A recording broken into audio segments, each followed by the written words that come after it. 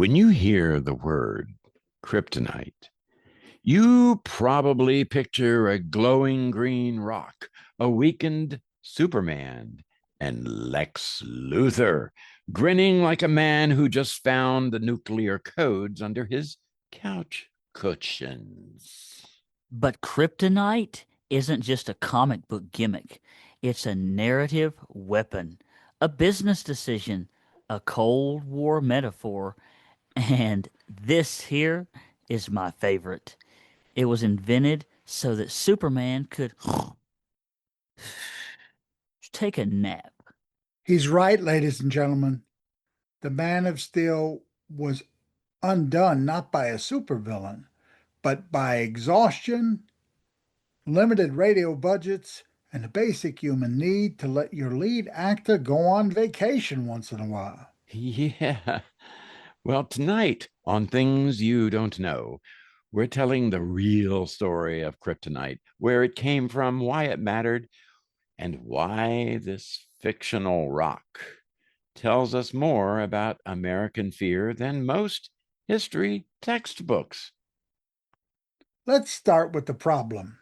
Superman, when he debuted in Action Comics #1 in 1938, please check out our Superman podcast as well, he was just too powerful.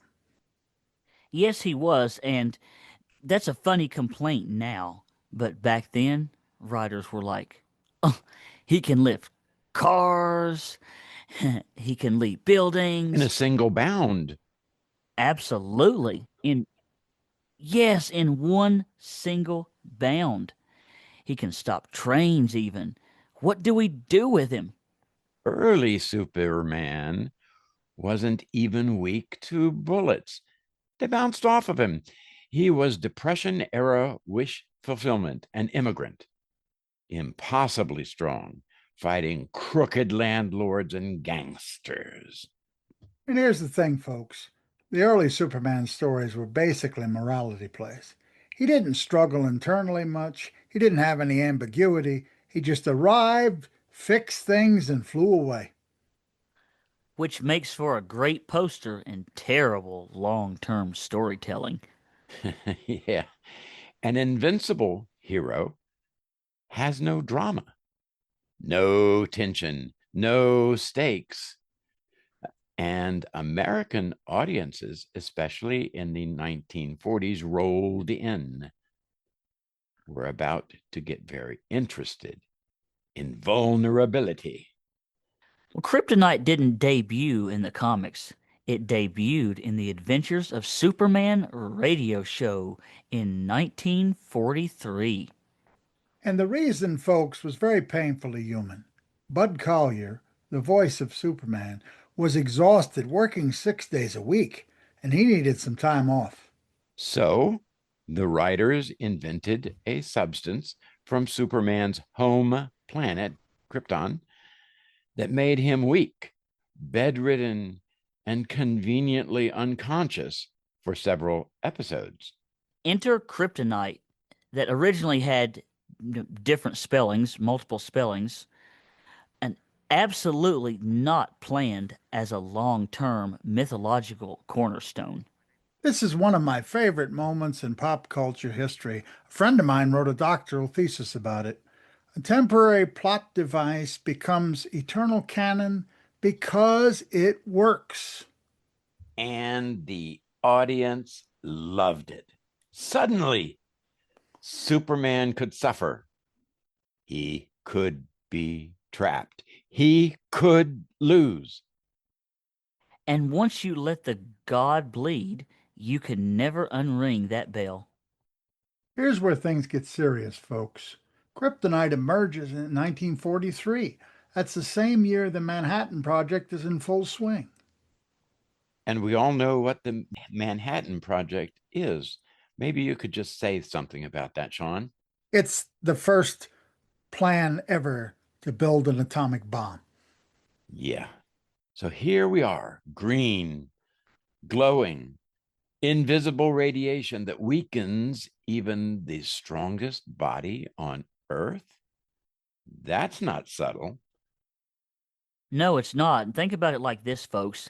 It's basically uranium with better PR. Good analogy. Post-war, Cold War America was wrestling with a terrifying idea. Power itself had become dangerous, that the same force that saved us from the Axis powers could destroy the whole planet. Superman, the embodiment of American strength, is undone not by moral failure, but by exposure. And notice, kryptonite is not evil, it just exists. It's fallout. That's the Cold War anxiety right there. It's one of the reasons the earlier versions of Kryptonite in the comics were read, keeping in place with the mindset of the time. You can be good, just, heroic, and still poisoned by the world you're trying to protect. By the 1950s and 60s, kryptonite multiplies like rabbits. Green kryptonite weakens Superman. Red kryptonite causes bizarre personality changes. Gold kryptonite removes his powers permanently. Pink kryptonite, that one we don't even talk about. So we've talked about green, red, gold, and the weird experimental phase where DC clearly hadn't slept. Oh, but wait, there's one version of kryptonite that almost nobody knows. So we've talked about green, red, gold, and the weird experimental phase where DC clearly hadn't slept. That's a reference to pink kryptonite. The reason it wasn't talked about is because it turned Superman in its first version female and later on made him what would nowadays be called non-binary. Nobody was thinking about that in the early 1960s. And there's one version of kryptonite that almost nobody even knows, and it's the most philosophical one of them all. That's blue kryptonite. Well, yeah, and that first appeared in the Silver Age. Blue kryptonite doesn't hurt Superman at all. Note instead, it affects Bizarro, Superman's twisted mirror image. And here's the twist. Blue kryptonite doesn't weaken Bizarro, who's only able to communicate in a rudimentary level and doesn't have anything like Superman's brains. It makes him better. It's a temporary fix. Smarter, kinder, more coherent, sometimes even heroic. Which flips the entire kryptonite idea right on its head. Green kryptonite says power has limits. Red kryptonite explores all kinds of differences in a temporary basis, but blue kryptonite asks a very different question.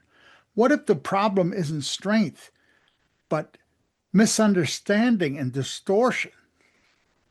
Bizarro isn't evil by choice.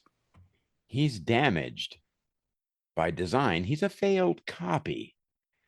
Blue kryptonite doesn't punish him, it restores him briefly, tragically, mercifully. That's a deep mid 20th century idea. Not just, hey, let's stop the monster, but can we fix what went wrong? Can we reach out to this creature as a intelligent being and try to find out what they want? Yeah. In a way, blue kryptonite is the most humane version of the myth of kryptonite. Yeah, and it's not a weapon, folks. It's a treatment. And that matters because it tells us Superman's universe isn't just about justice, it's about healing and repair. Which is why blue kryptonite seldom becomes permanent canon. And what do we mean by that, Dr. Deneen? Permanent canon is something that's made orthodox in the official tellings of a story.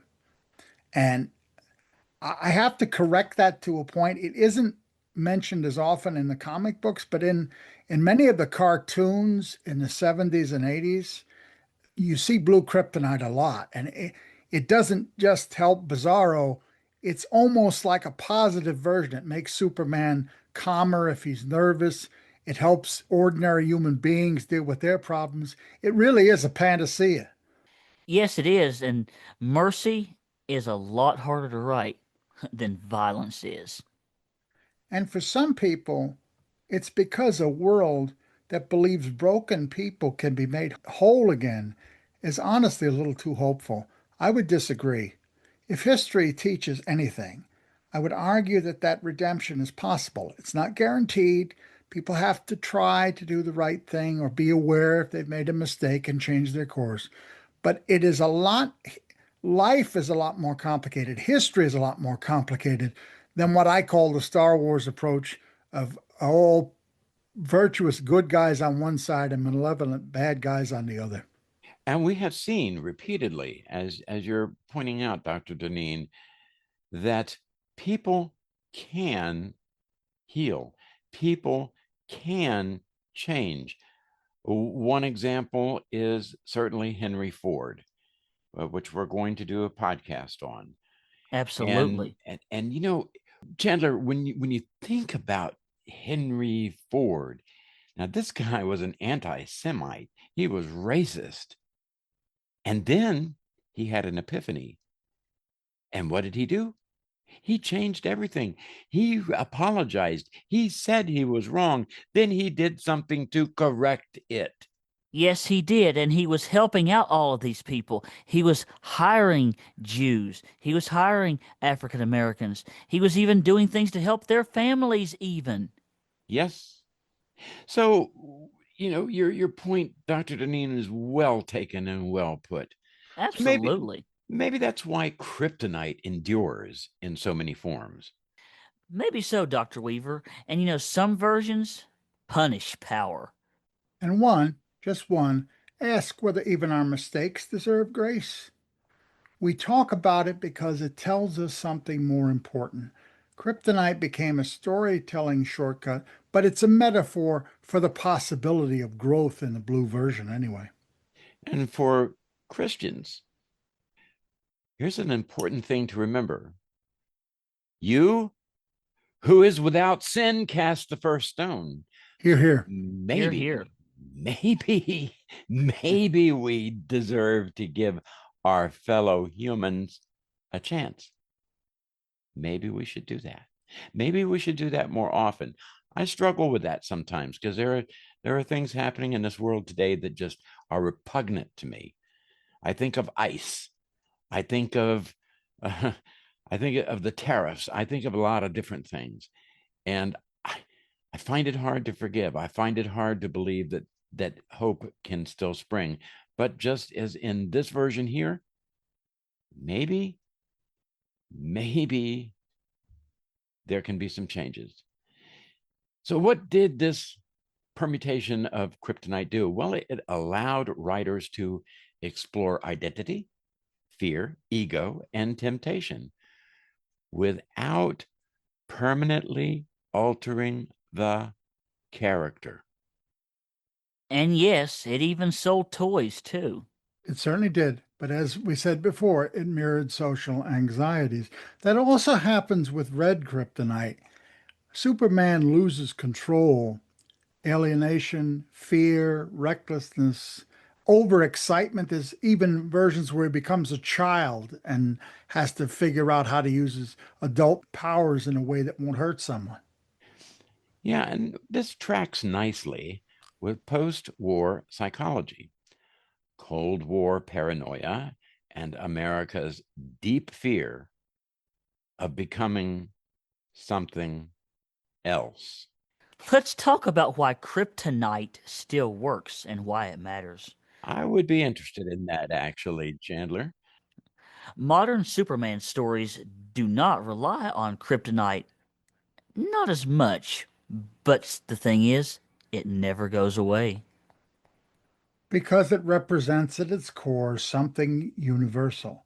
The idea that everyone has a breaking point, a point of collapse, a point where they are at their absolute worst and they must tap into everything they've been taught and believe to rise again and become better.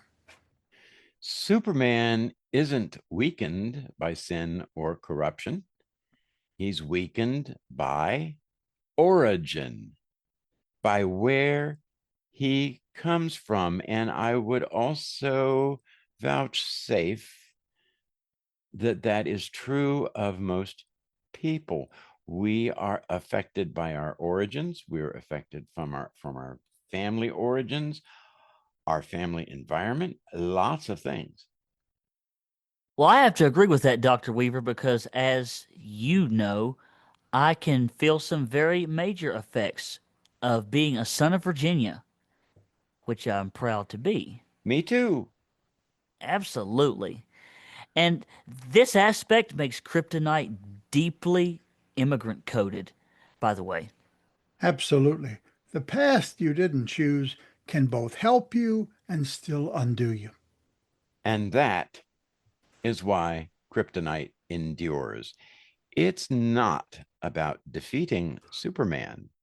It's about reminding us that strength without vulnerability isn't human. So kryptonite wasn't born of mythic planning. It came from radio scheduling, wartime fear, and creative desperation.